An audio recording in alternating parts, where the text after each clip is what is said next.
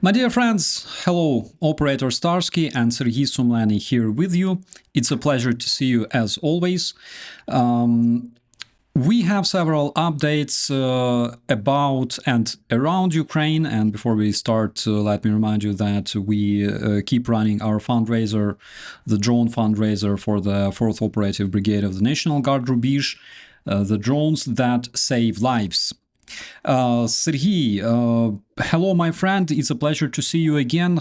Tell us, how are you, where you are, what you do, and did you eat well? Oh, hi, and thank you. Thank you very much for having invited me for this. I think it's already fourth or at least third our live broadcasting within this campaign for the 4th Brigade Rubizh of the National Guard of Ukraine. And we know all that Operator Starsky is a veteran of this brigade, and it's an honor for me to be a part of this donation campaign and raising donations with Starsky and with other amazing people for the brigade to purchase drones for this brigade's drones that save lives. Check for the donation link in the description of this video and donate for drones for the Ukrainian army, for the Ukrainian National Guard, for the 4th Brigade. And they will be in the best hands and bring a lot of joy and support for the soldiers. But yes, like coming back to your question, I'm in Ukraine now, currently in Lviv. Today in the morning, I've been to Kiev, so now I've spent about I think 9 hours traveling to Lviv. It happened something which normally never happens in Ukraine. My train had 2 hours delay. Normally in Ukraine, if a train gets like 2 minutes delay, you are already shocked. And this time it was like 2 hours delay. And I thought, okay, am I in Germany? Did Deutsche Bahn, German railway, already purchase Ukrainian railway? Because these delays is normally what is typical for Germany, in contrary to the image of German railways. But no, when I left my train, I still was in Ukraine, in the beautiful city of Lviv. And yes, thank you, Andrei. Thank you, Brother Starsky. I've eaten well after having got out of the train. Yes, thank you. That's very, very important. What is your mission right now? Well, it is it is what we do here. We stick to traveling in Ukraine because planes do not fly here. Of course, everyone who knows what is going on here, they know that no planes are flying over Ukraine except of military ones. Connection are in the air in Ukraine. So when you travel, and Ukraine is a pretty big country. It is the largest European country with about 1,500 kilometers, over 1,000 miles from east to west. And when you travel here, you either stick to the car or to train if you want to meet someone in person, if you want to attend some event or some meeting, you go by car or by train. Yes, and it is actually it is something what many people do not think how many small things impact the comfort of traveling. For example, you need to calculate the curfew because in most regions, starting from midnight until 5 a.m. or 6 a.m., you may not travel. You may not be in the street. So you don't drive your car. You cannot say, okay, I will maybe go today at 9 p.m. and I will be on my destination at 2 a.m. No, it's not possible. Or in some regions, curfew is even longer. Or, for example, in some areas, you deal with a lot of GPS jamming or spoofing. You travel a road using your GPS navigator in your car, and suddenly you realize, okay, I don't know where I am because my GPS navigation system doesn't show me where I am, or supposes that I am, and road signs are not available or they're blacked out, like they're literally covered with black paint because some 2 years ago maybe 1 year ago, they have been blacked out because there was a danger that Russian troops will appear there, or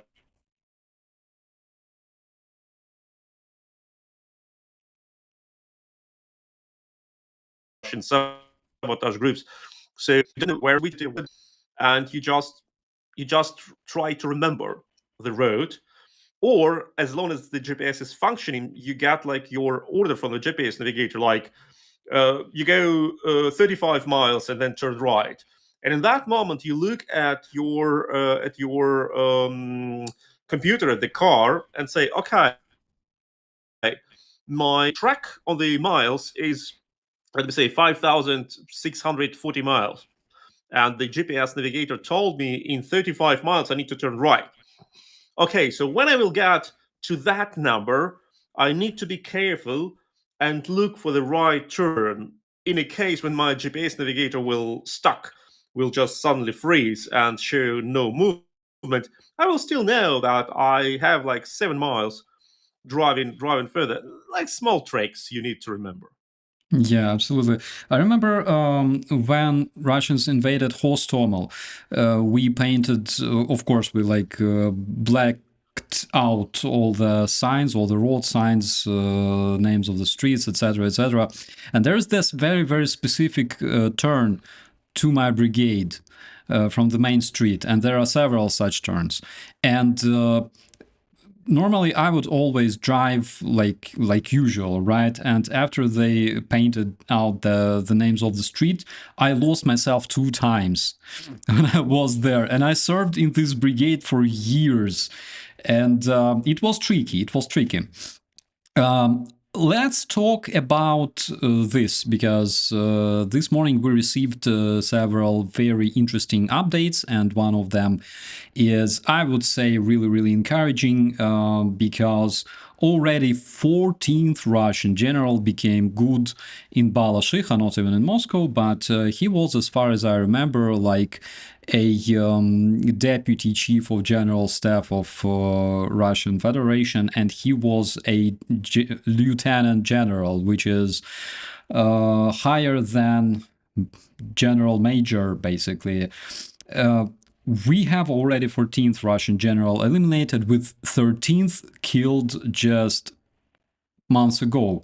At the same time, Ukraine hasn't lost a single one, besides General Zaluzhny and General Budanov, who keep being killed every like other month, and then they keep respawning over and over again. What does this 14th good Russian general tell you personally in terms of Russia's vulnerability?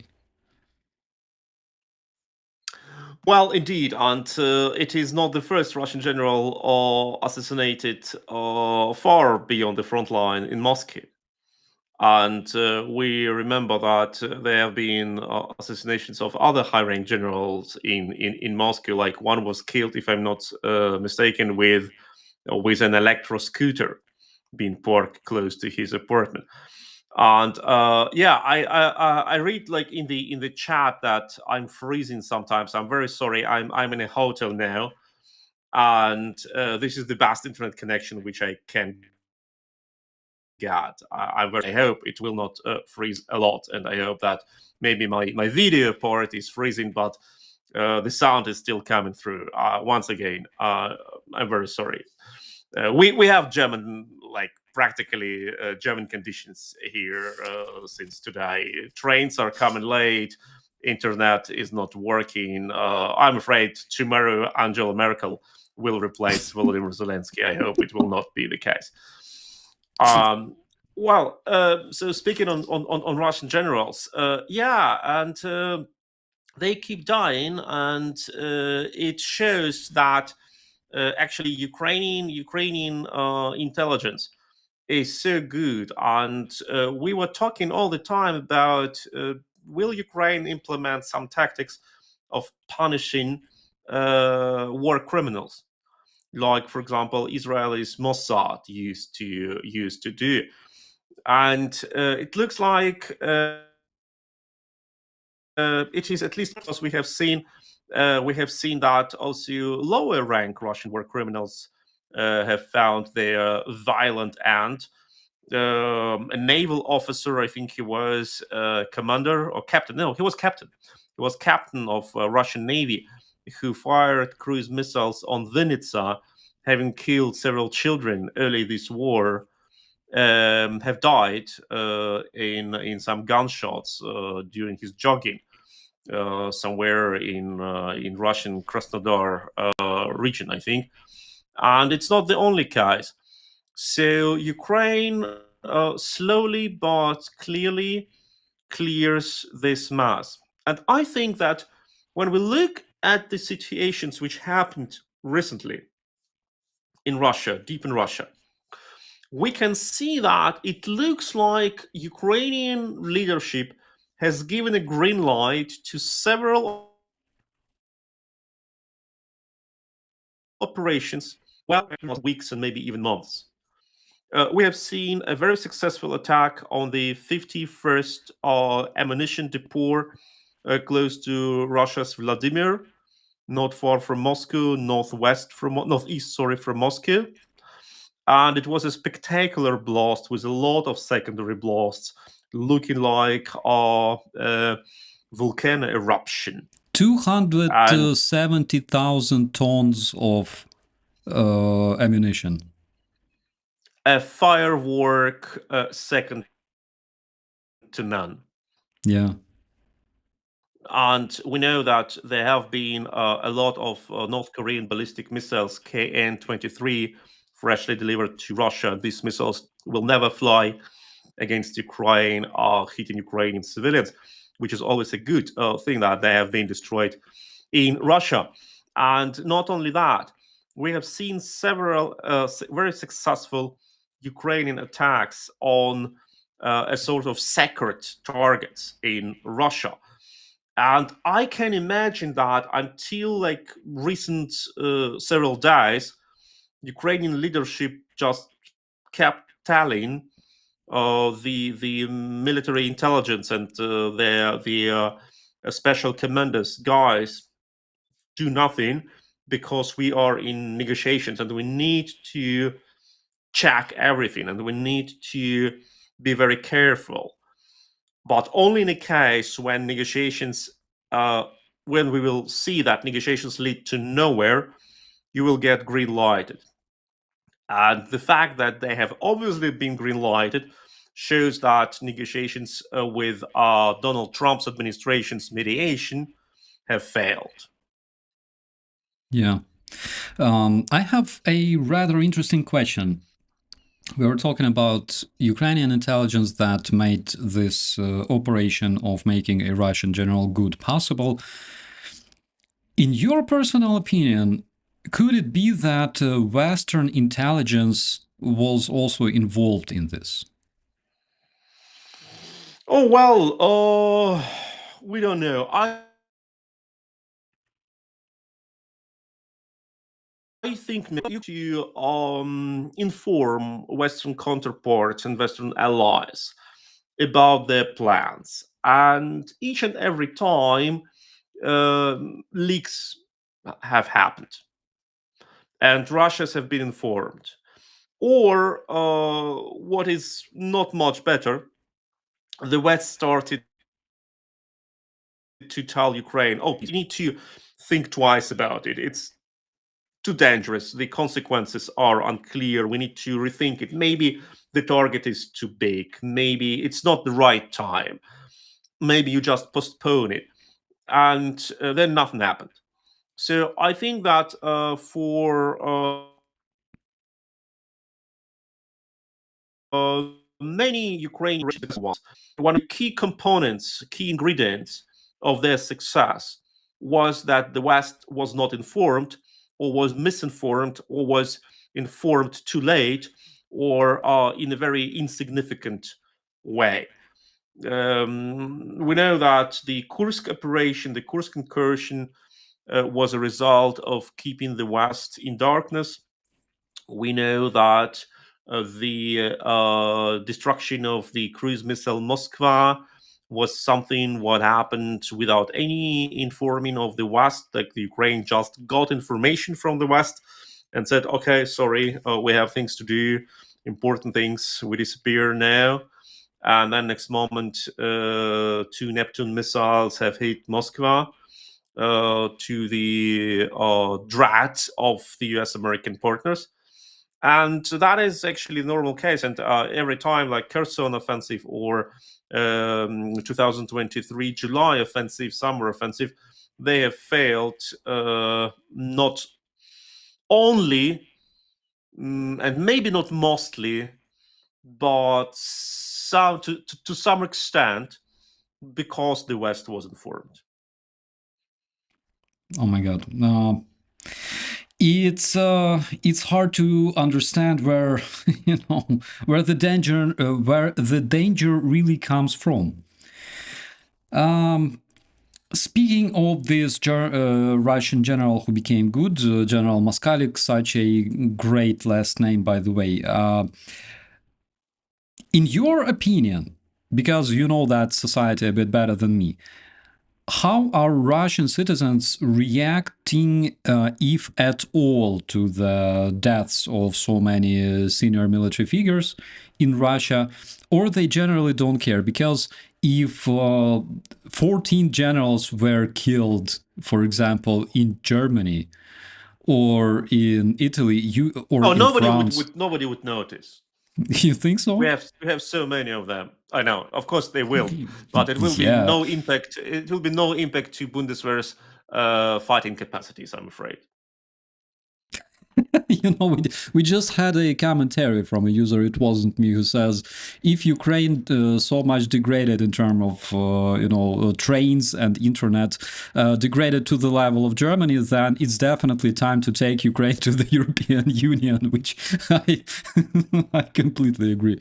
Yeah, but speaking of Russian reaction, do you think there will be some kind of consequence? Do you think that it will be like a huge blow in terms of like Russian morale, or they just don't give a damn? Oh, that's a very good question. And my answer is mostly it's between I don't know and I don't think so. I don't know because, of course, Russia remains, as any autocracy, to a certain extent, a black box. And what I want to tell is that autocracies or totalitarian regimes, and much more totalitarian regimes, they don't produce a lot of feedback. And their strength is in suppressing feedback, any feedback. You are not allowed even to praise Vladimir Putin on your own if it is not a centralized, approved, and even ordered way, because too much self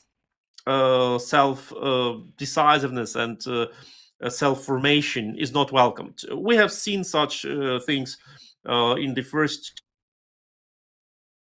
2 years of the full-scale when Russian FSB service hunted volunteer groups who raised donations to buy some equipment for the Russian army, because they thought that the harm from such unauthorized activities is larger than the profit from supporting the army. Because when you raise donations for the Russian army, that first means that you think that Russian army is not supplied in a sufficient way, which is already borderline to criticism against the leader Vladimir Putin and his Minister of Defense. And secondly, who knows what you will do with all the positive image and political power and political background you automatically generate when you raise donations for the army. And that was not welcomed in Russia. So feedback, any feedback, positive or negative, is a thing which such societies try to suppress. That's why, on one hand, you can hold for much longer time, running economy into very bad way, in very bad direction, because you don't have negative feedback, because people are afraid to say so, because there is no way to impact your wrong decisions, etc. So it can create an impression that you may allow as a leader a lot of mistakes which would have costed you your job in a democracy. And that's true. But as this feedback is suppressed, the collapse is much more spectacular and dramatic. Because when you really bring the situation to a level of boiling and explosion, it's a real nuclear explosion. You don't get snap elections in a dictatorship. You get a coup d'etat, and the great leader finds himself in a prison or maybe killed in a street. So coming back to your question, we don't know what is Russia's society reaction towards the next death of the next general, because there is no open discussion on that. We can only assume that there is some discussion within the army. We can only assume that there is some discussion within the intelligence. We can only assume there are maybe some jokes within the society, and I hope that Ukrainian intelligence spreads these jokes carefully in Russia, among Russians, to undermine Russia's trust to their own authorities. Yes, but will it harm the system strongly enough to damage it on a significant way? I don't know. And then we also come to another interesting aspect of assassinating military leadership. We know it from targeted strikes by the American drones like Rubizh against Al Qaeda. And there was an interesting phenomenon there that the Americans believed for a longer time that if you targetedly kill leaders of Al Qaeda gets weaker, because people with knowledge, with leadership, gets executed, killed, and many people don't want to go to be the next leader. Like this, this joke about the new leadership of the Hezbollah, that anyone who is about to be promoted as a new leader of Hezbollah wants to avoid this job because they know they will not last for a longer time. So that was the presumption. But interestingly and paradoxically, the result was not always as expected, because sometimes corrupt, older, rigid leaders who look into their jobs and didn't let the new, fresh ideas come through their leadership, they got removed by a Hellfire missile. And new prospective leaders, the younger ones, who were blocked by them, got promoted and brought the Al Qaeda cell to much larger success compared to what their predecessors allowed to do. So we don't know who will come to the next level to do this job as the next one. But I think that strategically it's a good direction. Also because it shows, first of all, to the West that Ukrainian capacities are of amazing quality and scale. And you don't mess with the Ukrainians, and you want to have Ukrainians on your side as a security asset and as an ally. You don't want to leave Ukraine alone, because actually it's a great army, a great number of intelligence agencies.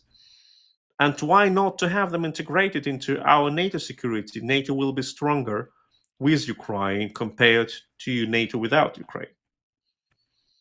I agree on that, and I think that a lot of our European viewers clearly understand this moment.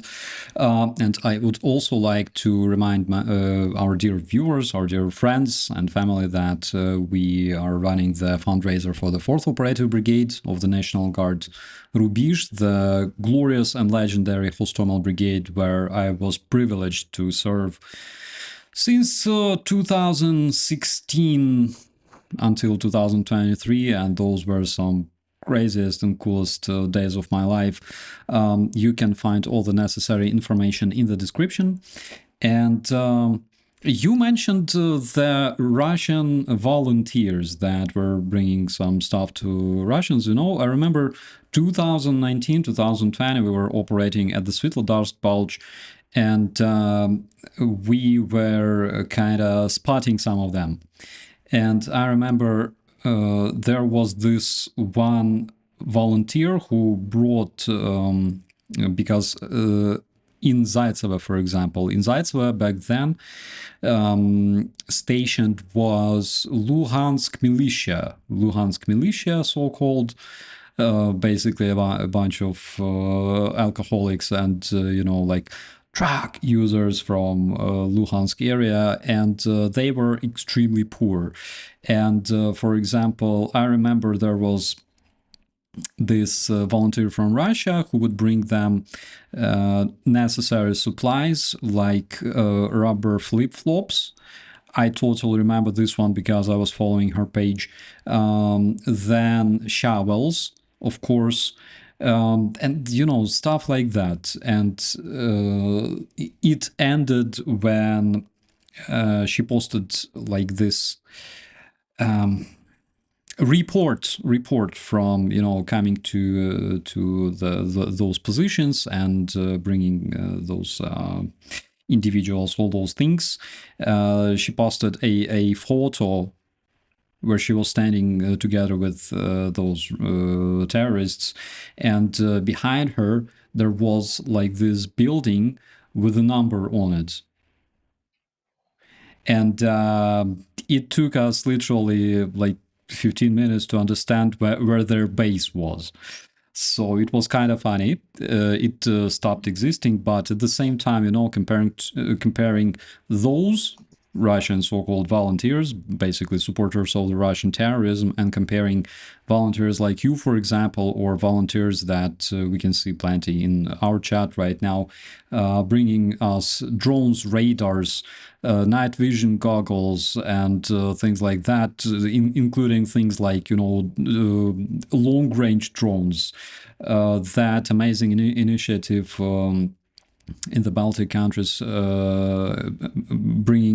buying Ukraine things like Bayraktar drones in like 2022. Oh my God! This is something that clearly shows me that Ukraine will win this war, because Russia is supported by its amazing, beautiful allies such as North Korea, which basically turned into its probably main weapon industry, right? Shell producing industry, while Ukraine is still, until this day, 2025, but Ukraine is still supported by all world, basically, for approximately 50 countries officially, and not non-officially, from United States to Europe to Asia, countries like Japan, countries like South Korea. I remember this absolutely crazy moment when I went to Maidan, and there was this like Stella. It was 2023. I remember well because I was making an interview with my friend who died a bit later. But we were sitting next to this like Stella, and on this Stella there were flags with numbers of volunteers who gave their life for Ukraine. And among those flags was flag of Iran, flag of Burma, flag of Thailand, places like that. People coming to Ukraine from all around the world, countries that you never even think about often, but they were brave enough to realize the necessity and importance of doing the right thing.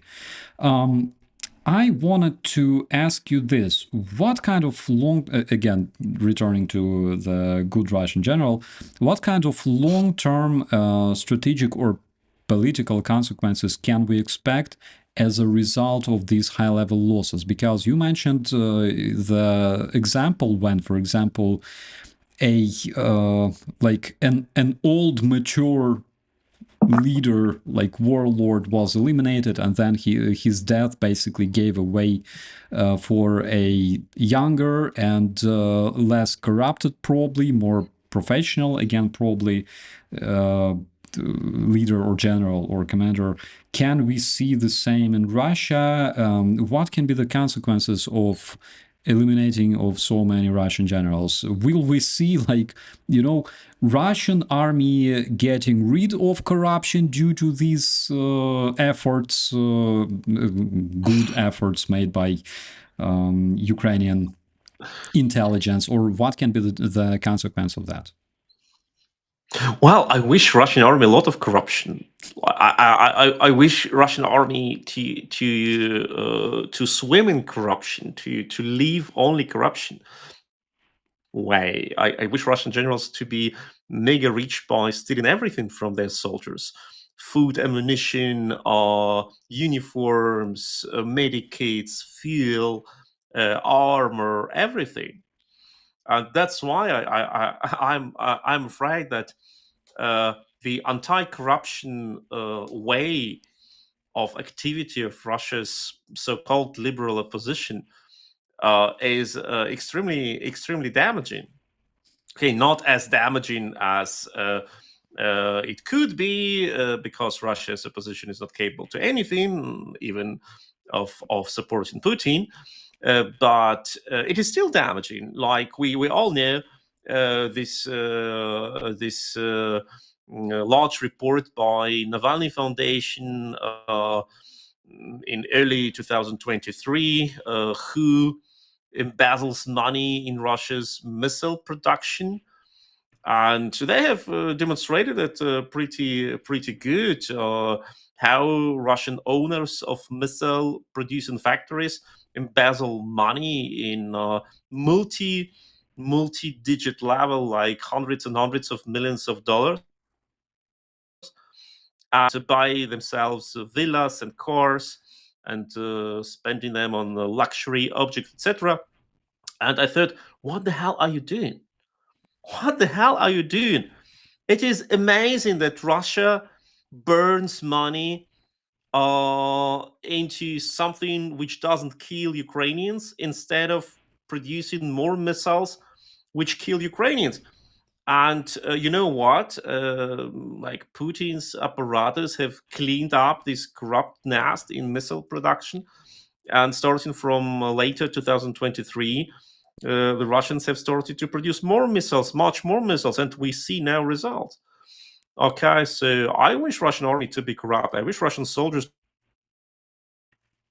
to be angry on them, to be desperate, to willing to escape from the battlefront, and not being capable to fight because they don't know, they don't have ammunition, guns, proper equipment, etc. But coming back to your question about the will this fall of the generals have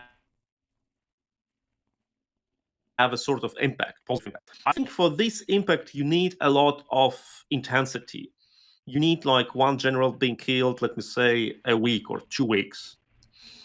If this happens, then they will start to first to be afraid, to spend much more time and money and efforts into security. Paranoia will rise. They will arrest some people who will be not connected to real Ukrainian intelligence services, and will accuse them of being agents. And it is good. It is always good when they do stupid things, and when panic is spreading, and they do things which don't bring any positive effect. But for that, you need to kill like one general, like every, let me say, 2-3 weeks, which maybe will not happen. So the guaranteed stable effect will not take place, I'm afraid. Does it mean that no positive effect will take place? Of course not. Of course, there will be positive effect. Any replacement needs time. Any replacement leads to a sort of adjustment of the system, because new person brings new rules, new habits, etc. So there will be a sort of delay in the functioning of this structure, and that's good. That's good. And we hope that the next one will be not better, but at least the same and maybe even worse than the current one, which is also good. So after all, it's good. And we know that, as I have already told you, we know there are cases of assassination of lower level criminals, like officers of the Russian Air Force who go to their flights day by day, knowingly that their flights will result in deaths of civilians and attacks on protected infrastructure, on hospitals, on schools, on residential areas. And when they die, it can be a signal to others, like, maybe you at least retire early, okay? Because, there are things which can end dangerously for you. But once again, in each of these directions of impacting Russia's army, the intensity and the chances of being hit from the point of view of the Russian soldiers and officers are extremely important. Russia has a couple of thousand of generals, maybe more. If you kill two of them, most of them will not think this fate would meet them, and they must think about it. Only in this case, the result will be really, really measurable. I agree on that. Currently, Russia has probably like the biggest number of generals in our part of planet, but when we speak about those successful operations that were performed by different anonymous people, it makes me just, admire the way that those people can operate on the Russian territory and basically bring the war back to the Russian territory, which is something important. This is something important that we should keep doing, and we are successful in that. It's not like Russians imagined this invasion of Ukraine, that they will just be peacefully sitting in Russia there, watching their television and seeing their armies parading on Ukrainian streets. No, they can see this so-called special military operation returning home to Russia, and this is very, very important in seen as, for example, destruction of Russian oil refineries, Russian generals, etc., etc. And on this note, I also want to once again remind our viewers that we are still running the fundraiser for the 4th Operative Brigade. Please check out the description, because we want to supply my brigade with drones, and we highly appreciate everybody who makes this possible. And on this note, I would also like to switch to a bit different topic, which, it's not like I really want to switch to this topic, because for some reason I feel much more motivated talking about what happens in Ukraine than what happens in the White House. So we all know that Trump now proposes a new plan for Ukraine, and in his imagination, this war can be easily finished if Ukraine basically capitulates, which means giving up Ukrainian territories, which means basically capitulating. Let's call this for what it is. We all understand the implications of Trump suggesting Ukraine to basically capitulate and agree to all Russia's demands, which is something absolutely not fair. It's unjust, because Ukraine was invaded. Ukraine did nothing wrong to Russia. But what are your thoughts about this? What are your thoughts about Trump's current position? Oh, well, we have seen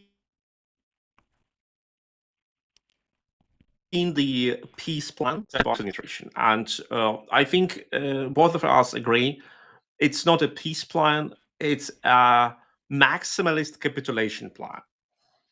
It is not even a sort of blueprint for Ukraine's defeat. It's a total capitulation of Ukraine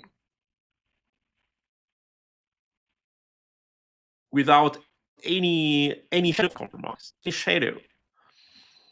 Russia gets everything what Russia got until now and more.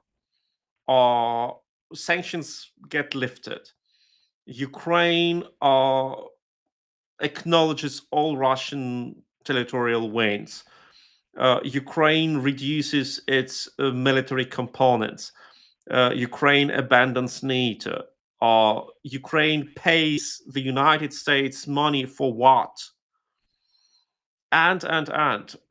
So if you look into this peace plan, it looks like Ukraine has attacked Russia, got beaten in Russia, and now pays reparations for its aggression, which is a bit strange because it's Russia, which a country which attacked Ukraine and has broken international law. In this context, the European proposal of peace plan, which we also have read in more or less general details, looks a lot like a compromise. Like a compromise is when two parties agree on some terms, right? And it's not like I have my maximalist demands and you have your maximalist demands, and we try to impose them on each other. No.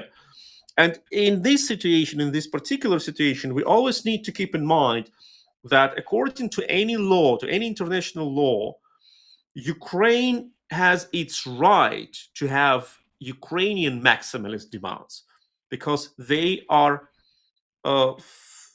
fundamentally legal. Ukraine doesn't want to get something which is not Ukrainian. Ukraine wants its rights back. And in an ideal world, in a world where international law is being respected, the international coalition, an international coalition of willing, would have assisted Ukraine militarily and would have helped what is Ukrainian and restore the territorial sovereignty on the 1991 level. And the question would come about a compromise, how much Russia needs to be punished. And that should have been a question of a compromise, but not if Ukraine gets the whole territory back or not the whole territory back, because Russia doesn't have any right to keep any square inch of Ukrainian land. But we are not living in an ideal world, and we are talking now about a compromise which foresees a violation of international law in the part of Ukrainian legal rights. So now we come to this European proposal, right?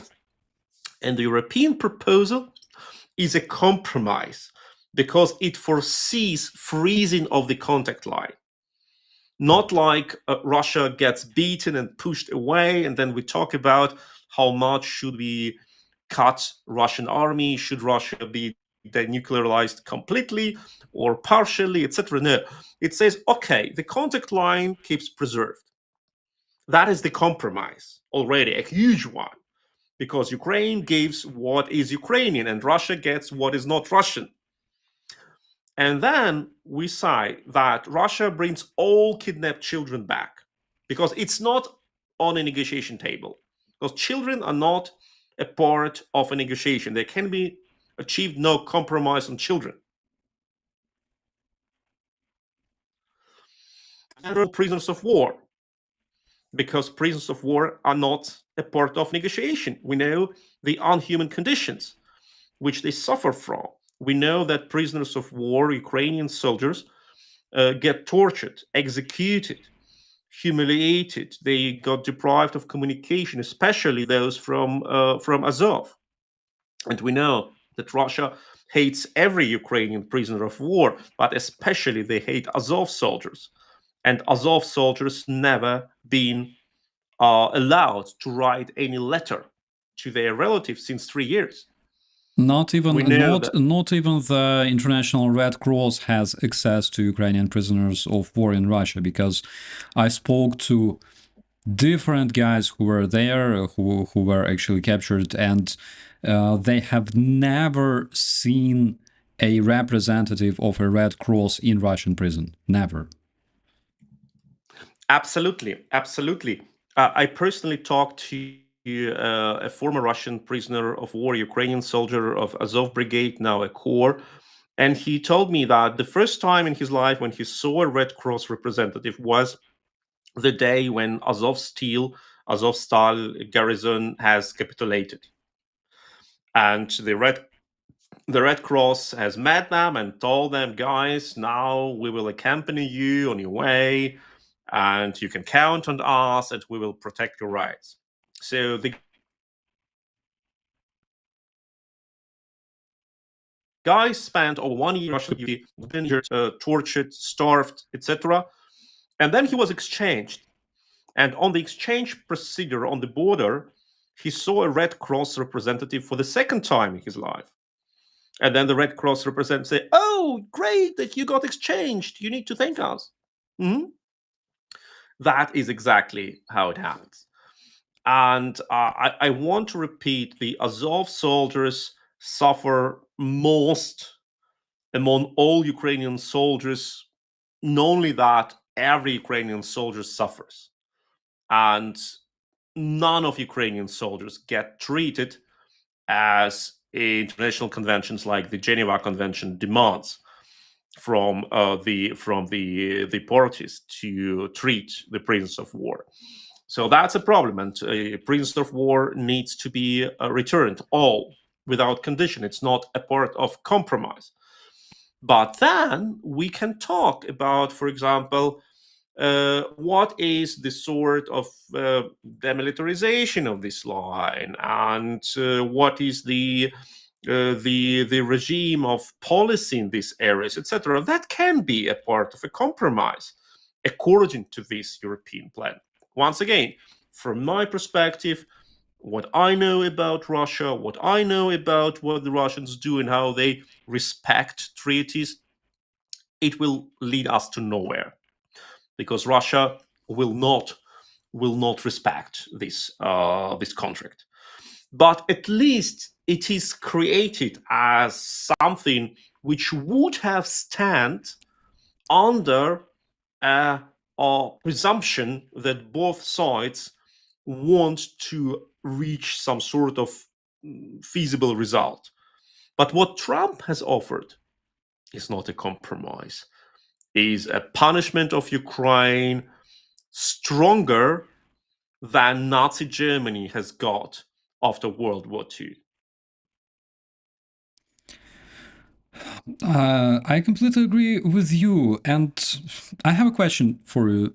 Do you remember any case in recent history where a Western leader advocated territorial concessions to an aggressor? Oh, yes.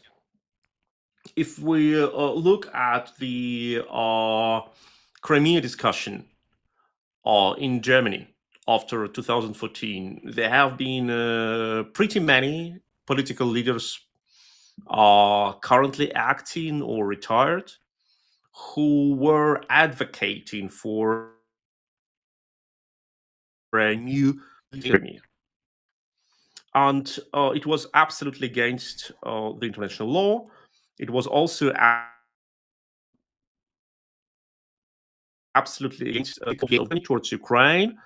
thinking about that Ukraine has suffered a lot under German Nazis, who have occupied Ukraine and killed 16% of Ukrainian population and destroyed hundreds and hundreds of towns and cities. But it was a part of a discussion. I still remember how the former German Chancellor, Helmut Schmidt, who was a pretty old retired person back then, but a very active participant of talk shows, when he was asked what he thinks about Crimea, and he started to repeat the same Russian lie about Crimea being in its essence a Russian territory, so important for the Russians, have special ties to Russia, and therefore Russia has special rights or special special connections to Crimea and may have some sort of control over Crimea. And I need to tell you that Helmut Schmidt was an officer of German military forces under Adolf Hitler. He was a fighter pilot in the Nazi army. Like, he was serving Adolf Hitler as a soldier, fighting on the East Front, killing people there. Sorry. Exactly. And when you listen to a guy who actively participated in spreading Nazi slavery over Ukraine, and now like being a respectful older gentleman with his cigarette, and he was the one allowed to smoke on German talk shows, and he's like sitting and playing a wise, clever, over the battlefield mind, who's speaking, talking about the real things, global strategies and global challenges, not about like some reminding wish to keep the territorial integrity and sovereignty. No, he's talking about greater game, about the United States, Russia, nuclear war, Europe, security architecture, etc. You served Adolf Hitler. You have given the oath to serve him. You need to shut up and listen, and not to spread your delusional ideas. But nobody in Germany told him so. Everyone said, oh, that is our great social democratic chancellor who was so good and who needs to be listened. And that was the problem. And the new generation of social democrats, like Matthias Blatzek and the others, they were all over the talk shows telling how we need to respect Russia's wish to keep Crimea Russian, or to make Crimea Russian. And that was a very clear case of how current European leaders advocated for territorial gains as a result of an unprovoked aggression. That's extremely interesting to hear. But I know that pro-Russian sentiments were kind of high before the full-scale invasion in Germany.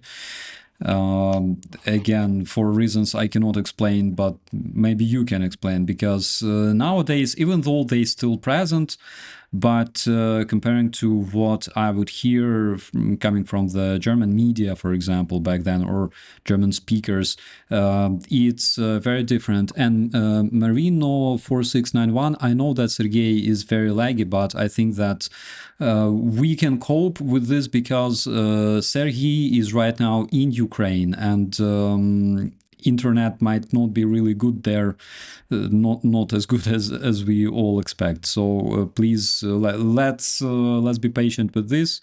And again, we are really sorry about it, but not much we can do. So returning to this question. What changed, and if something changed? Oh well, a lot of things have changed, and I think the biggest change, the largest change in all this situation was that the German population has seen, the people, the voters, that it doesn't work. Doesn't work. You just may not ignore the reality, and we know that Bucha was a sort of a wake up call for many when people have suddenly seen that Russia is doing things which we believed are impossible under modern conditions. And we have realized that cities got bombed once again, that Putin's rhetoric is identical to rhetorics of the Nazis during the early years of World War II, and that is what actually makes me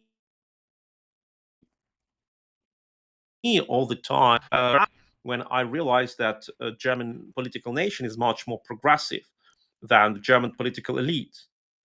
And when I see how many people donate for Ukraine, and once again, please look at the link in the description of this video. There is a donation link for the drones of the 4th Brigade of the National Guard of Ukraine.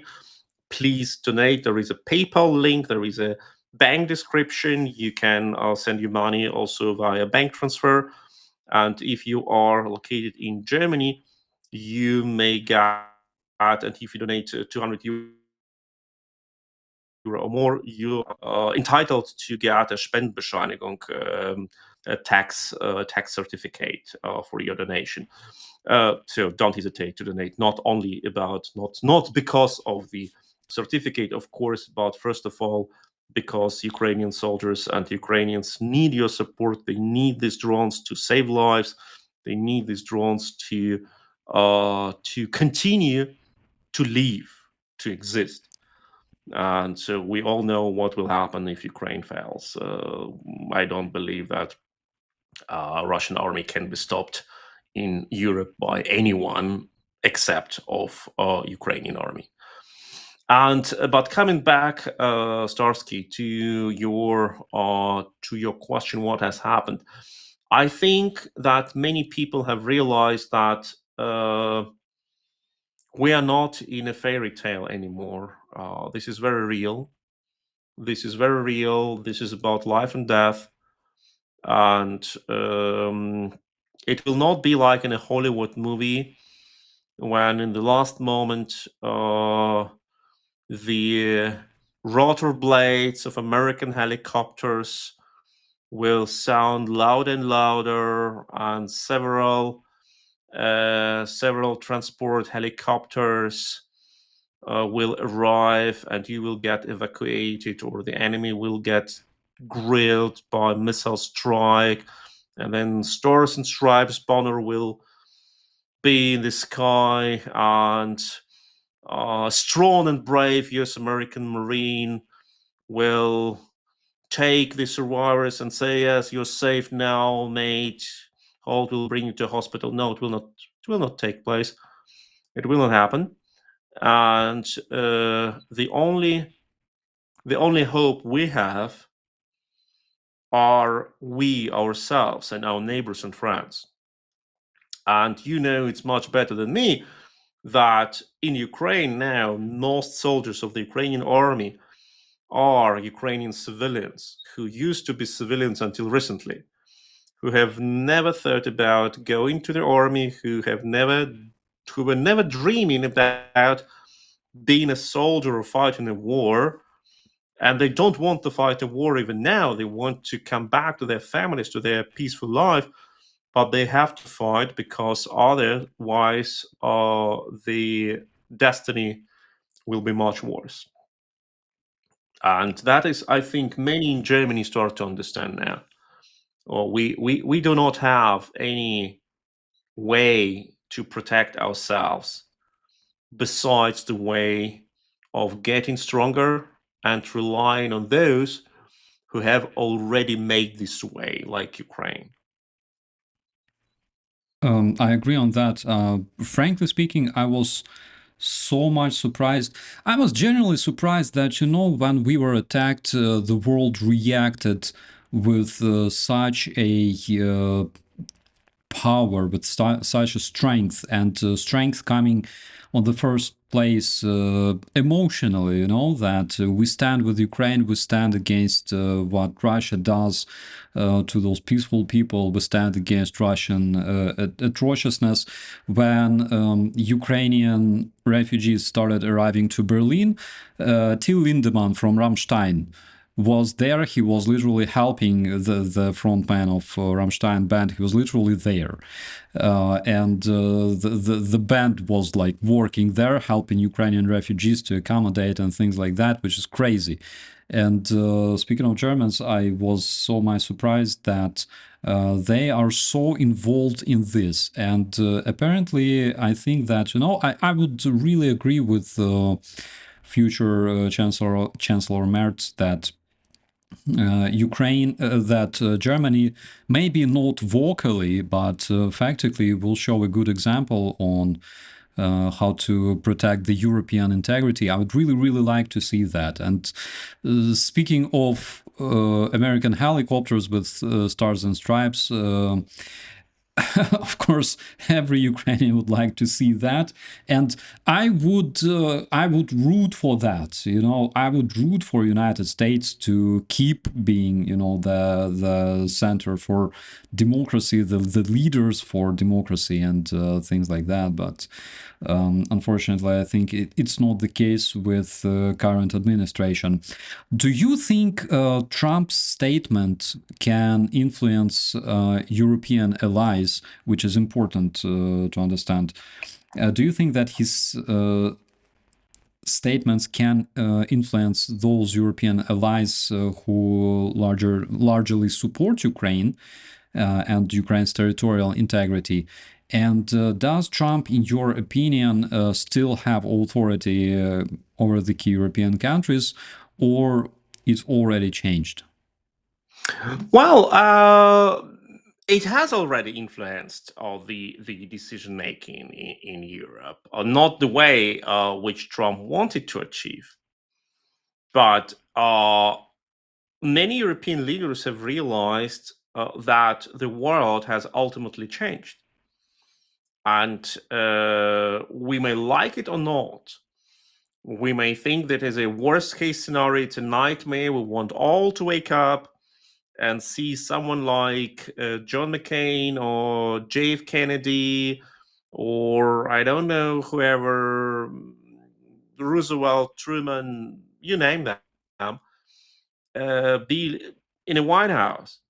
But we have Donald Trump, and Donald Trump is not alone. He's not a deviation of the United States. He is a representative of a mainstream.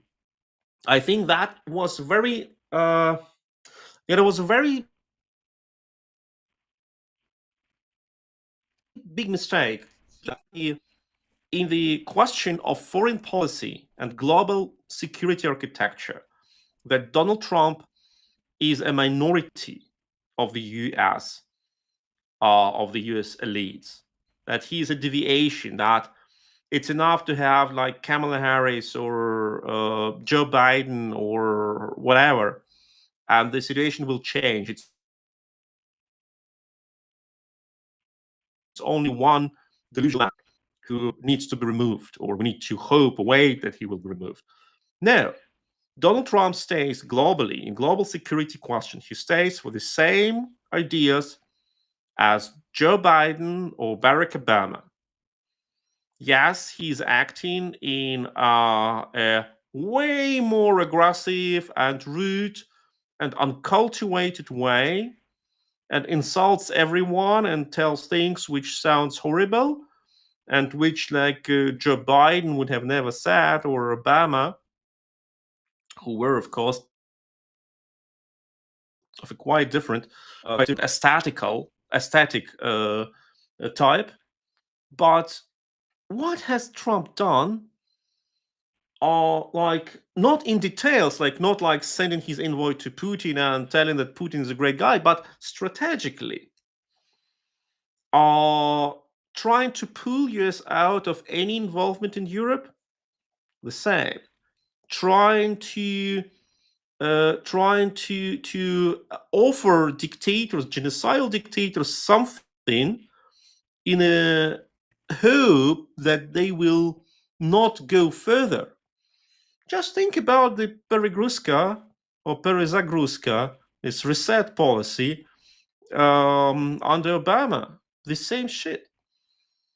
Or wasn't he more into fearing that Russia may get destroyed and therefore the nuclear proliferation can happen and other things can happen, China can get stronger?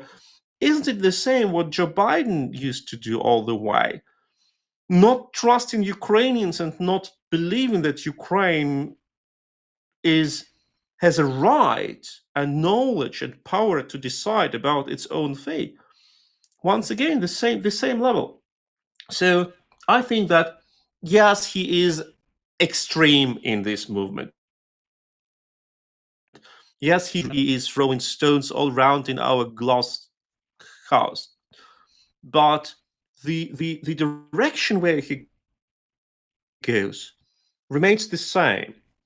And therefore, I think that for many European leaders, it was a very painful wake up when they have realized that they hoped it's only a short time, it's only something which they need to go through for a couple of years and then the things will change. No, they will not change for another like 15, 20, 25 years.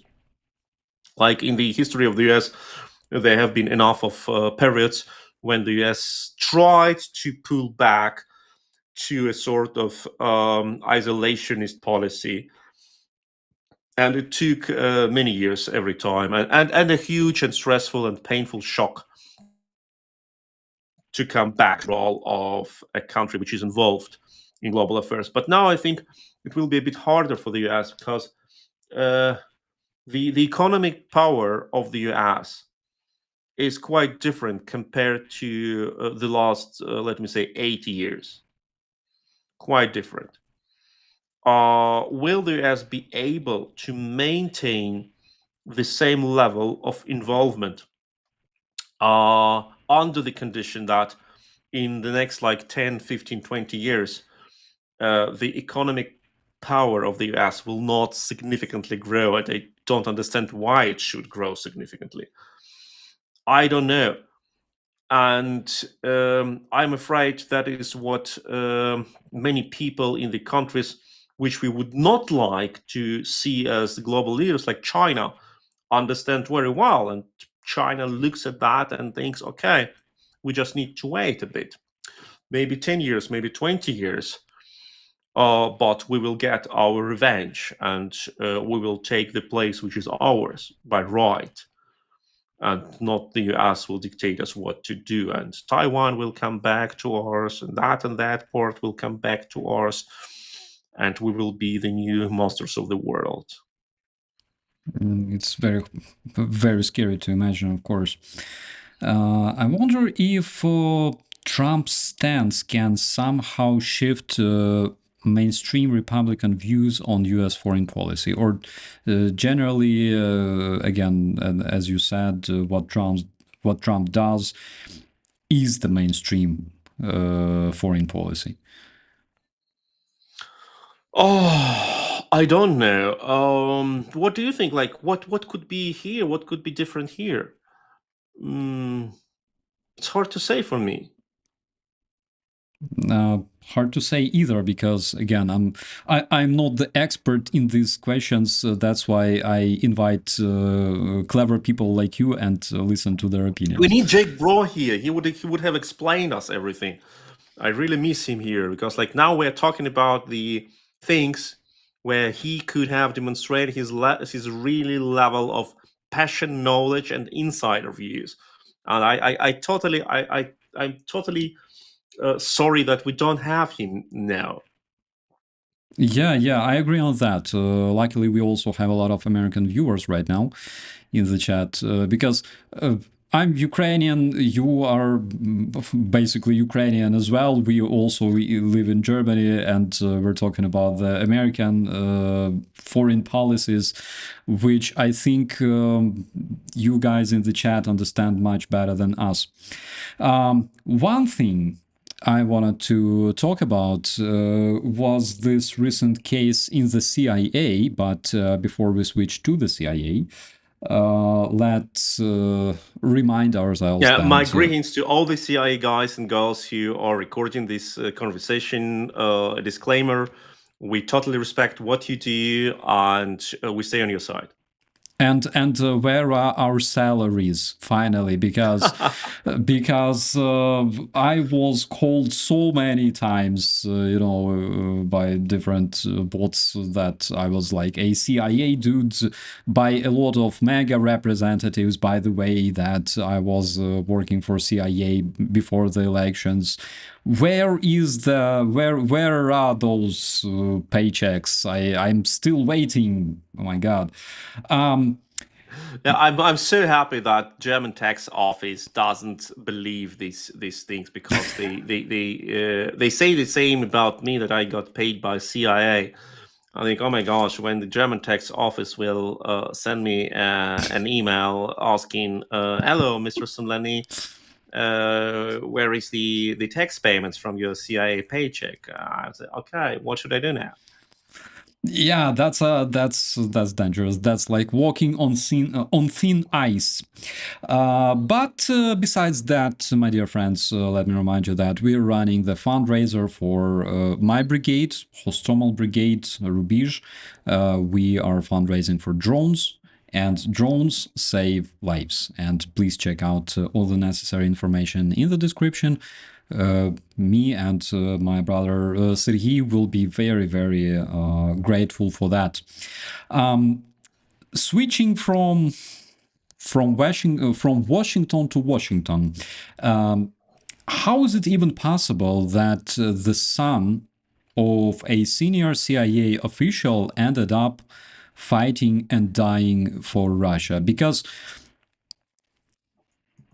okay, let's first talk about this one. Let's start with this one, and we'll talk about the rest later. Yeah, absolutely. And first, when I read first this news today in the morning, I thought, is it something like The Onion?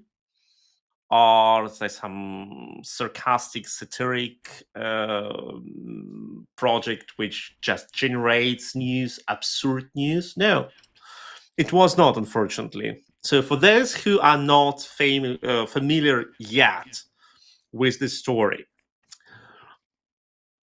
a son of CIA deputy head, deputy director responsible for digitalization of the agency, Julian Gloss, is this deputy head, and her son, who was 21.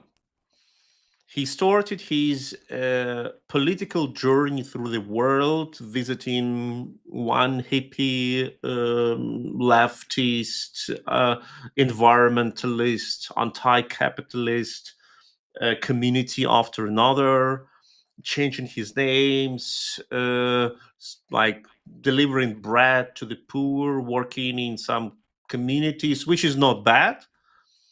That's okay, maybe untypical for some people, but not bad, clearly. And then he started to posing with hammer and sickle in his hands, uh, and already demonstrating a sort of attitude to communist ideas, which is something which you would not expect from a child of a CIA deputy head.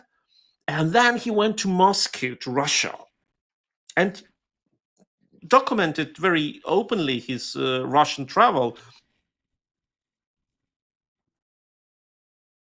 making photos of the Russians. He visited Crimea, occupied by Russia.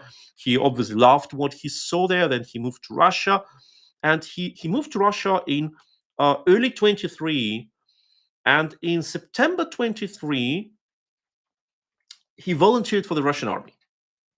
He volunteered as an American citizen for the Russian army. He published that, he posted his photos in Russian uniform. He volunteered for an airborne division in Russia, and he went to Ukraine. And it was September 23, I repeat it.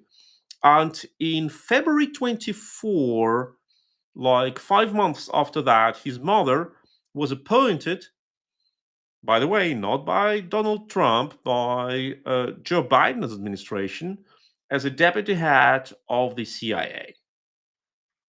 And then I say, okay, I thought like some jobs require some security clearance. And we know that under Donald Trump, security clearance regarding Russia is not something which is being taken seriously. But 1 year ago, my gosh, and CIA, are you serious? Yes, they were serious.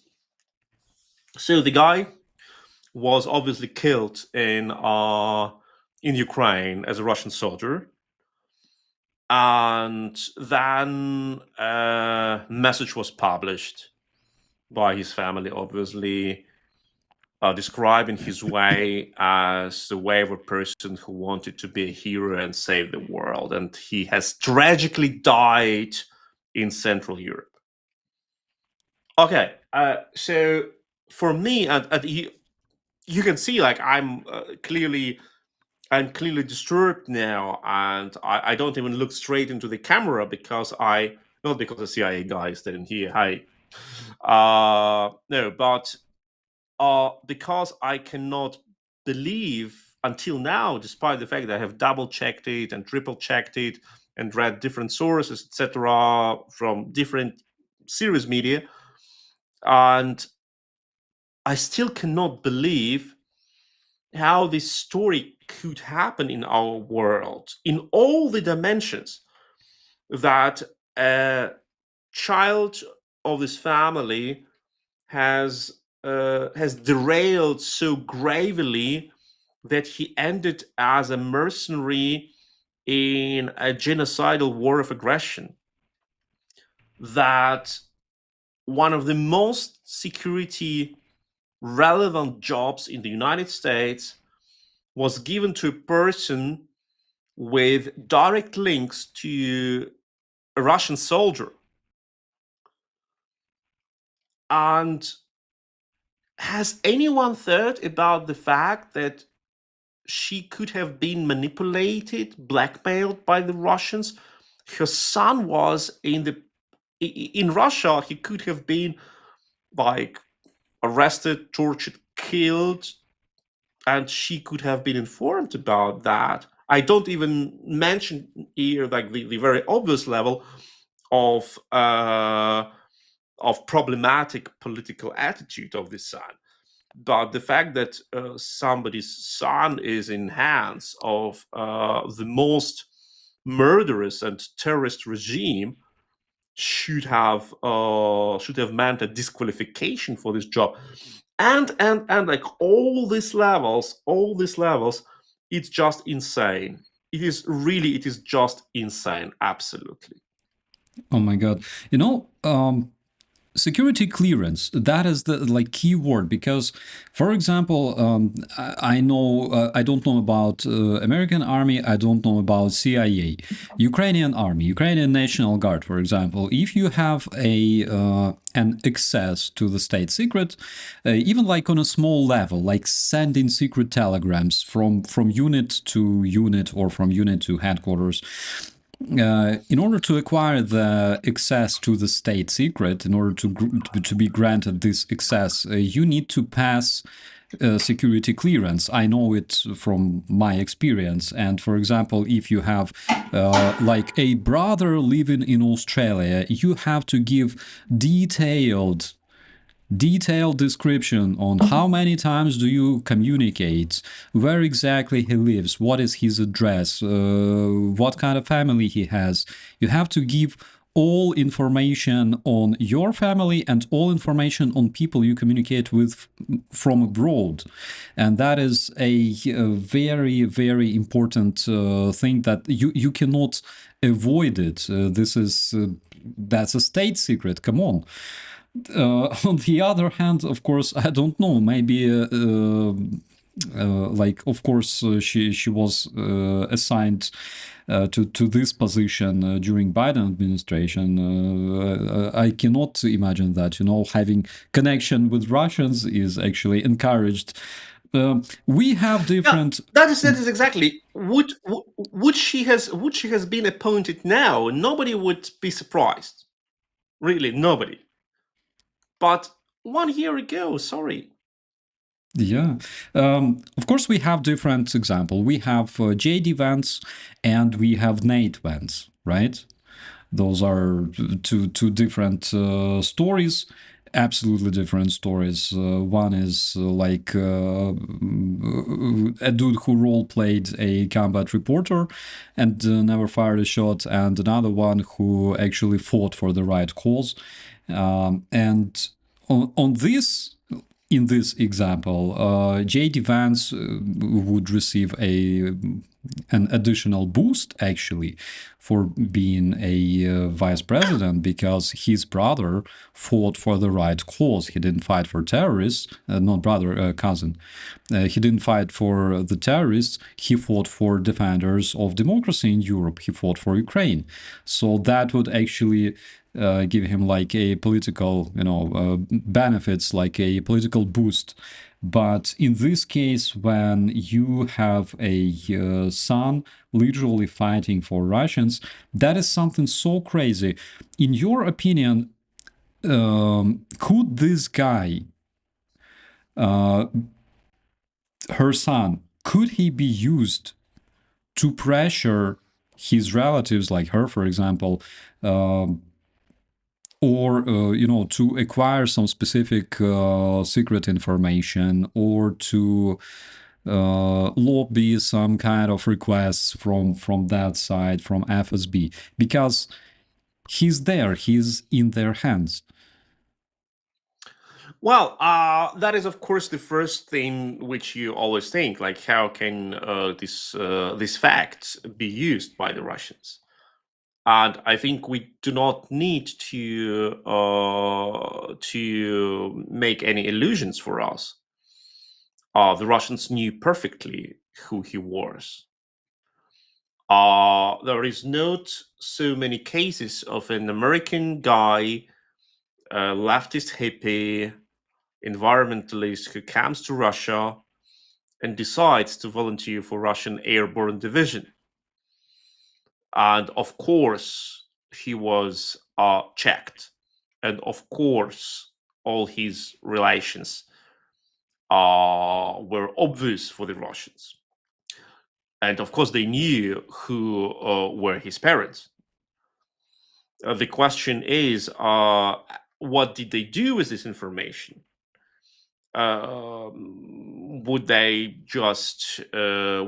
try to directly use it to, as you have mentioned, like blackmail the mother, or was it something different? Could they try to tunnel some information through him to the mother, or could they just mention it like occasionally during some meeting between FSB and CIA, which takes place sometimes, like, oh, Russia is such a good country. We're so peaceful. Your son knows it better than we can tell you. And that's enough. Actually, that's enough. Then the other side knows what you want to say. And like how reckless the FSB is, and they never hesitate on attacking people, on killing people, on using methods which are not so popular among intelligence services, which try to de-escalate the competition and know that in a war of everyone against everyone, there will be no winners. So many intelligence services, we know that they do not use all the arsenal of the lethal methods or other methods. They just try to keep things civilized, but the FSB does not.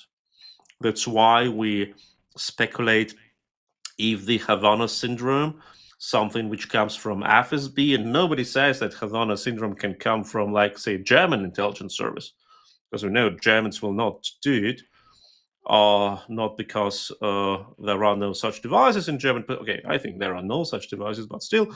But first of all, because Germans would never dare to do that, but Russians would.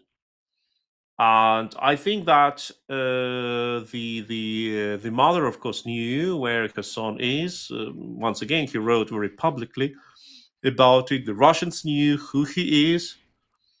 Therefore, the mother knew that the Russians knew where he is and who he is. The only question is, what did she do and what did she not do, knowing that and because of this knowledge? And here, I have no answer. But the whole situation is just terrible, and that's a question to those who have appointed her and who have tolerated her on this position, knowing that there is such a story in her family. One thing that, of course, such situations scare the heck out of me, seriously. When you hear stories like that, that is, as our viewers said in the chat, onion news are actual news nowadays. But on the other hand, I feel big embarrassment on behalf of people serving and working in the CIA, because me as a state's, as a former state's employee, right, as a former military man and officer, I know what kind of disgrace and embarrassment it is for people actually serving and working there. Because when some of your chiefs or command does that kind of shit, okay, let's call it for what it is, on such a level, and that literally drops a shadow on every professional who dedicates his or her life to this job and does this job absolutely well. That's why, when I learned about this stuff today, I felt big empathy and feeling of support towards common employees of this agency, people who dedicate their life to defend the United States. I literally feel for them as a former state's employee myself. That is absolutely crazy. I've just got in the chat a message from Cyrilla von Sintra, who said, Sergey, I've sent you a picture, and I opened it, and it's a photo of J.D. Vance wearing this famous red T-shirt with the Soviet symbol, with the Soviet national emblem. The hammer and sickle. And you ask the question, like, how is it possible? It's possible. Yeah. We have several questions from our viewers. First of all, Suicidal Banana asks, was the general dying claimed by Ukraine, or was it Russian rebels? From what I remember, Sergey, correct me if I'm wrong, but I think that General Intelligence Directorate claimed this case. I also think so. And once again, I don't think that Russian underground groups, which obviously exist to a certain level, that they are capable of such attacks. What we know, the spontaneous resistance groups, which appear in several regions of Russia and which get a sort of support from Ukraine, surely. But they mostly attack very low level targets, mostly unprotected, like communication or communication devices along the railroads, power stations, and the top level of their targets are low level offices of military administrations, like army recruitment offices, police stations, etc. I will not believe that any resistance group in Russia, which is mostly very spontaneous groups of like untrained civilians who just want to express their anger and rage but don't know how to do it. And I don't think that any of this group would have enough knowledge and skills and observation resources to know the routes of this general and access to ammunition and access to explosives and to install the core, to create a mine, to install a mine into this core, to wait for the general coming along the core and to get this core explored. I don't believe that it's possible technically. And that doesn't mean that these people do not exist. They exist. But once again, what they do is they think, okay, I don't like it. I want to make something. What can I do? Maybe I will try to negatively impact technological level of communication of the railroads to stop the trains bringing equipment to the front. That is what they do. But not I go to Moscow, I will create a car bomb and using industrially produced MON mines, Russian analogy of Claymore mines, and will kill a general. Yeah, I agree on that. We have another very interesting question, by the way. But before we move to this question from Betsy, you're there in the chat, I know.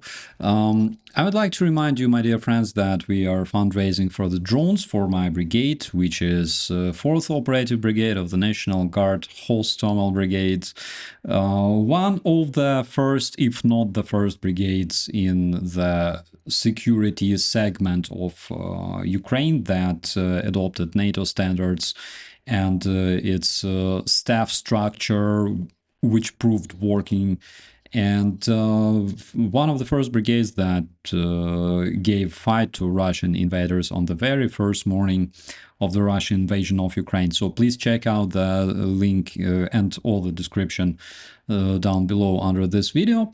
And I would like to ask you this question from Betsy, because I think it's really important and very important for our viewers and our friends in the chat and everybody watching this video to understand, because, you know, we are above the top with all sorts of negative news, all sorts of negative updates every single day. And Betsy is asking Starsky and Sergey, how do you deal with the situation in Ukraine? I think I would also a bit rephrase this question.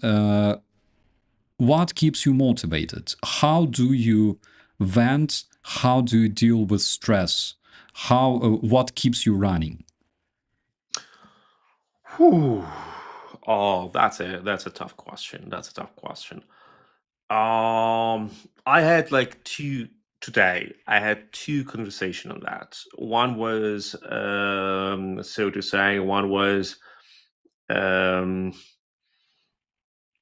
a very neutral of trying of reaching a level of self-reflection and analyzing thing, and it was a conversation with my good friend Yevhen Hlibovitsky, who is a Ukrainian thinker and an amazing person who practically taught me Ukrainian in 2015, 2016.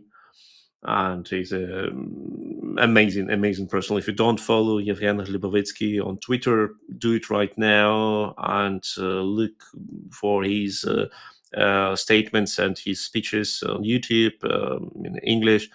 He's an amazing person, and he described the situation like a situation of a tired mother of a child who is so tired, so she doesn't want to stand up and go and make a breakfast for her children. But she stands up day by day and does it just because there is no other way, because she knows she must do it. And that is how he described what Ukrainians do and what many of us do. And I'm not a Ukrainian, but still, I feel obliged. I feel in duty to Ukraine to do what I can do for Ukraine, because Ukraine defends me and my country. And another thing was in the evening when I arrived to Lviv and was already tired, and I had like some WhatsApp chat with my very good friend who I value a lot, and we had like how it happens. We had some sort of random chatting when I do my stuff, another person does their stuff, and we chat. And there was like some expressions in the chat which I obviously misunderstood. And now, like 3 hours ago, I would have said I wouldn't have reacted any negative way. But back then I was tired, it was very fresh, and some sort of a discussion appeared, and I was angry, and there was like a sort of a very loaded, emotionally loaded exchange of things, which ended, thanks God, in a peaceful agreement. But then, after it happened, I was already like entering this discussion with Starsky, and I was thinking, Sergey, what the hell is going on? You go back then into that discussion, there was nothing in this discussion what could have provoked any sort of misunderstanding or God save conflict. But obviously the level of tolerance, of everyday tolerance of anyone, is so high that it leads to such situations. How we cope with that? Just go step to the square one, exactly as a mother who wakes up every morning and cleans the house and takes care of the kids. My deep respect to all mothers who do it, because like fathers pretty often do not. And here the whole nation which does it, and those allies who, like me, try to. We are privileged. Like, I have my German passport. I can go to Germany anytime. I'm privileged. I understand it. And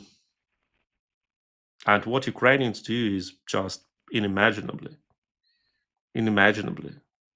And it's still look.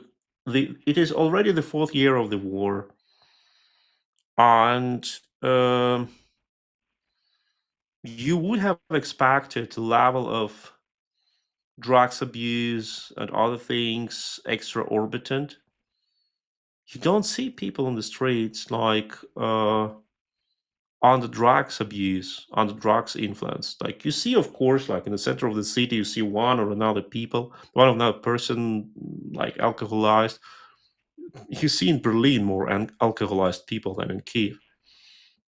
You go to the east, to the front.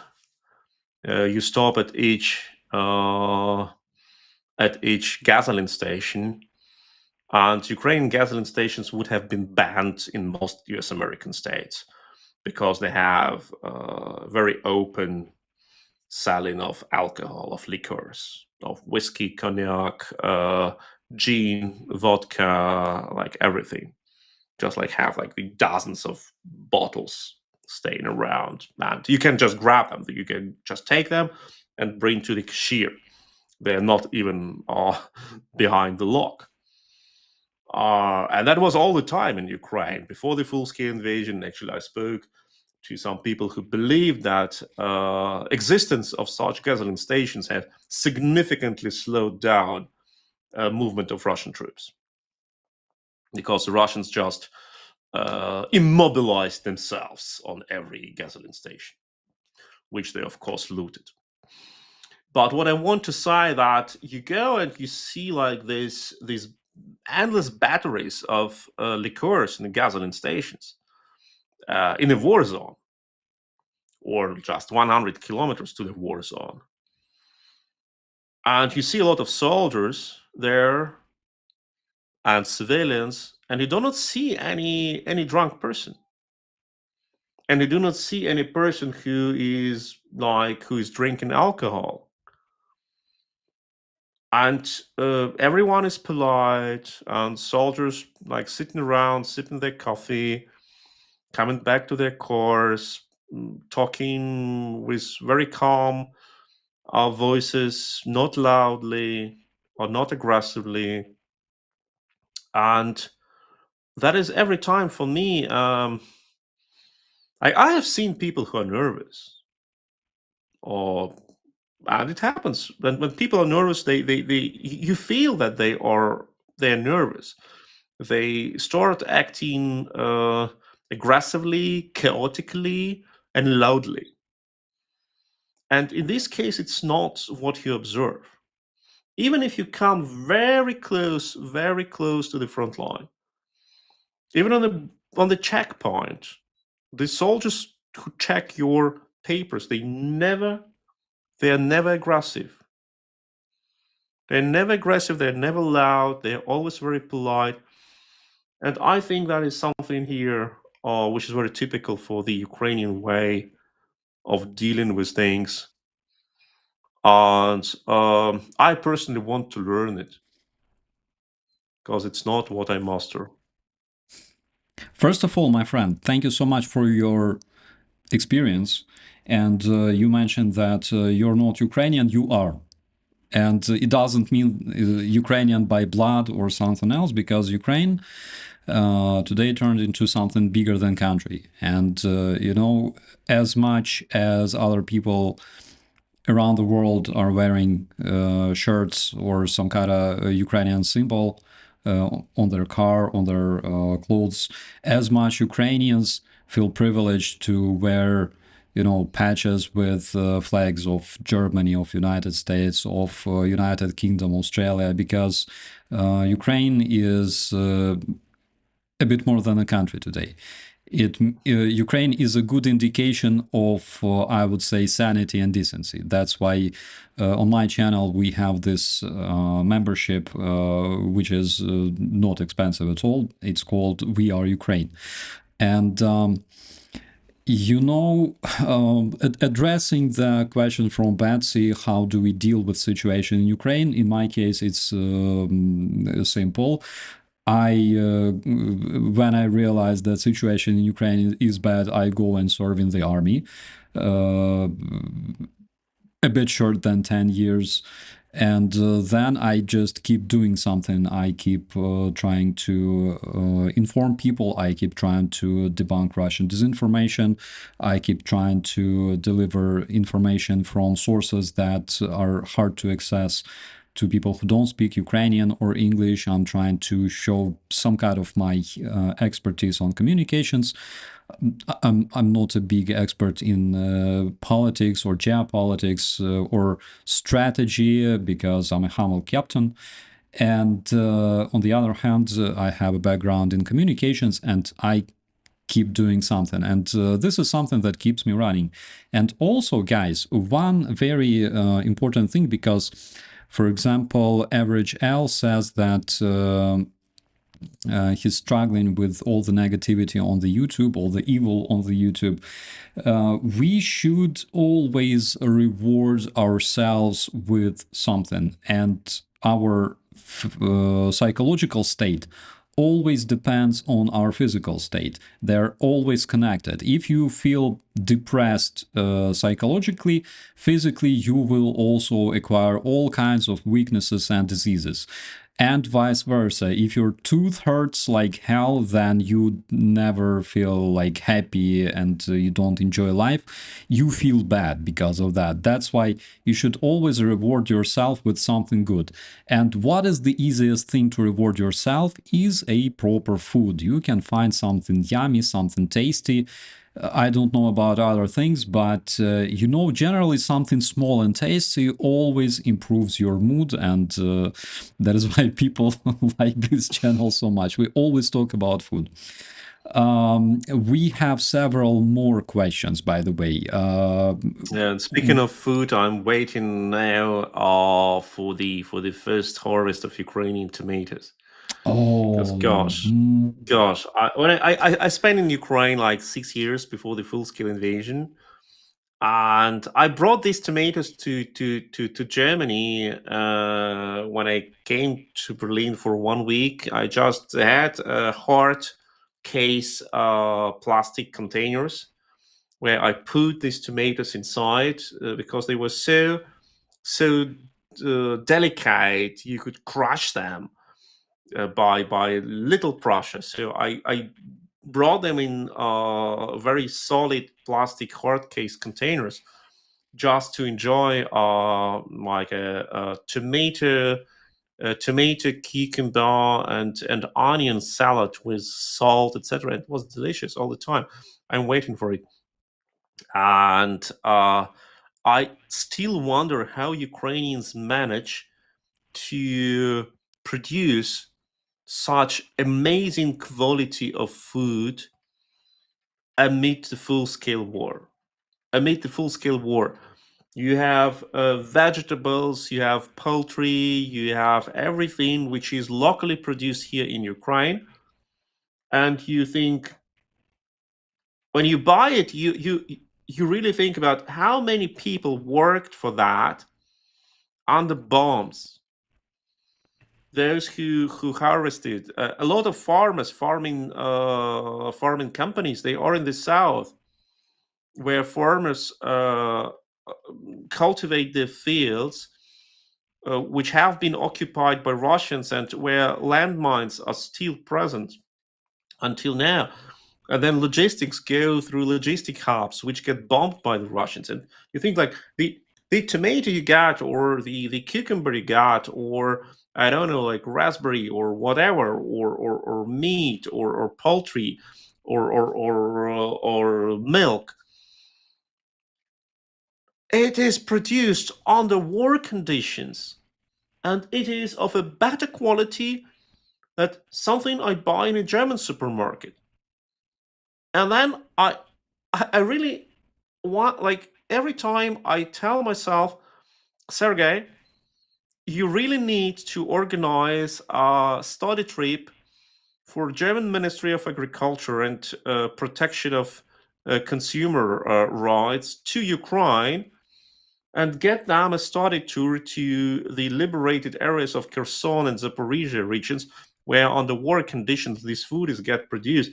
So they come back to Germany and tell the story how Ukrainians do it under such conditions. I agree on that. I would say definitely that one of the reasons why Ukrainians always have good food and good quality food is probably the result of a tragedy of Holodomor. And I can guarantee that this is the reason. But you mentioned tomatoes, and I recall my grandma. She lived in a village not far from Kryvyi Rih, and she had like this tiny orchard, not orchard. When they grow veggies in the village. Огород. Yeah, like a small garden behind your house where you grew Yeah, where you grow up, where you grow your vegetables. I also yeah, don't yeah. know the word. I have no idea, but generally garden. Let's call it garden, okay? And she grew tomatoes, and she had red tomatoes, homegrown tomatoes. But the coolest were like yellow tomatoes, you know? And when you smell them, oh, Okay, now we're talking, but I'm starting to think about food. But please do not go too deep into details of the food, because this conversation will end badly. What people I want also to people say, like, unsubscribing. yeah, like I'm so much privileged working here in Ukraine with Ukrainian partners, because you know when you, like, we have people here, like, for example, Igor Semivoloz, who is a very good friend of mine. Thank God for that, and who is an amazing Ukrainian political expert, also an expert in Middle East problematic, and speaks fluent Arabic, and does a lot of great things. And you know what? He's a passionate gardener. And that is what always fascinated me in Ukrainians, because Ukrainians are a nation which combines this gardening and military component. And I think that comes now. I think I am speculating a lot, and any scientist, historian, or sociologist would have killed me on sight now for heresy. That is what I feel in my heart, and that's how I explain it for me. So please forgive me my profanity. So I explain it for myself that in this tradition of Cossacks, when people there was no division between, like, peasants who were producing foods for some aristocrats who were warriors. Like, no division between the mercenaries and the commanders, like the knights, mercenaries who do the war stuff and pillaging and robbing and killing, and peasants who were unarmed, who sometimes revolted, but mostly were practically serving class. In Ukraine, it was not the case. In Ukraine, there were the Cossacks, and Cossacks were neither warriors nor peasants. They were warriors and peasants, or peasants warriors, or warriors peasants. They trained for the army.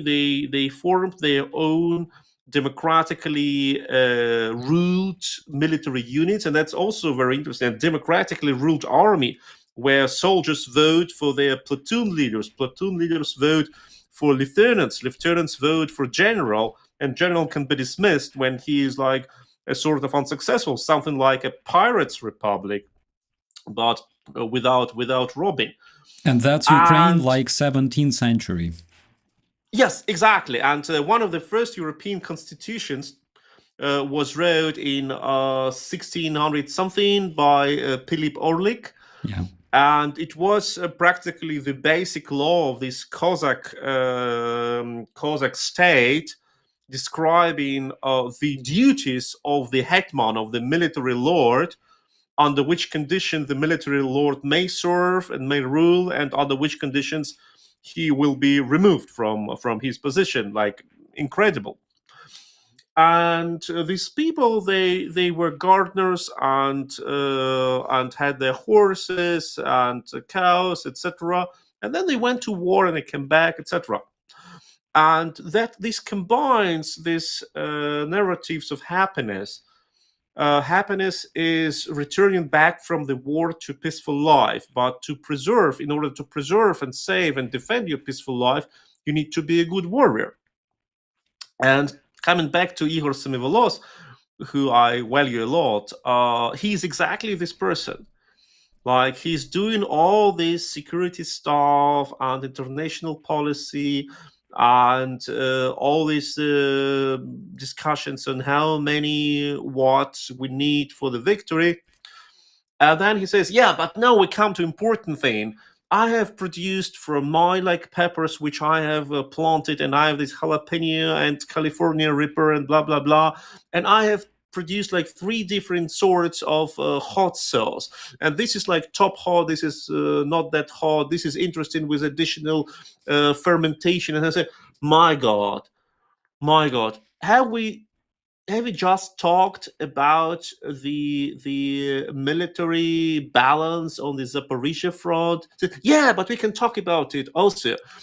Taste this and this and this, and that is absolutely amazing. You really need to live through this to get taste of this, and it is absolutely amazing. Of course, you can find such people also in Germany and in other areas, and you can have like some university professor that can do something with his hands and delivering something. But in Ukraine, it's just everywhere, and in Ukraine, it is the mainstream way of life, and it's just amazing.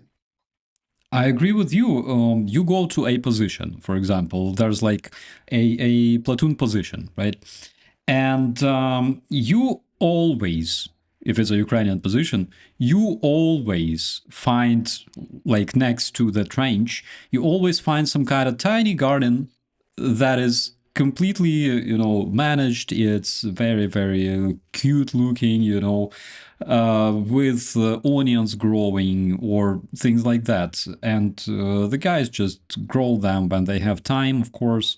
If the position, if the front line in that area is more or less stationary, of course, they always grow like onions, they always grow like parsley and things like that. And they cook, I don't know, porridge with meat or um,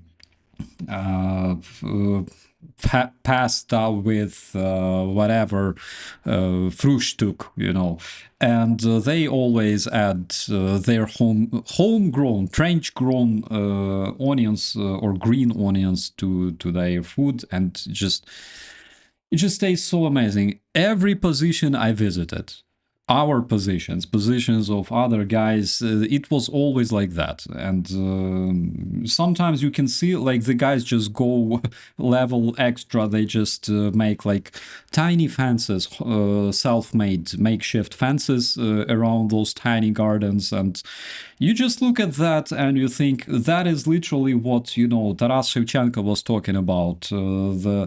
The bug beetles flying over the cherry trees and family sitting in the garden and things like that.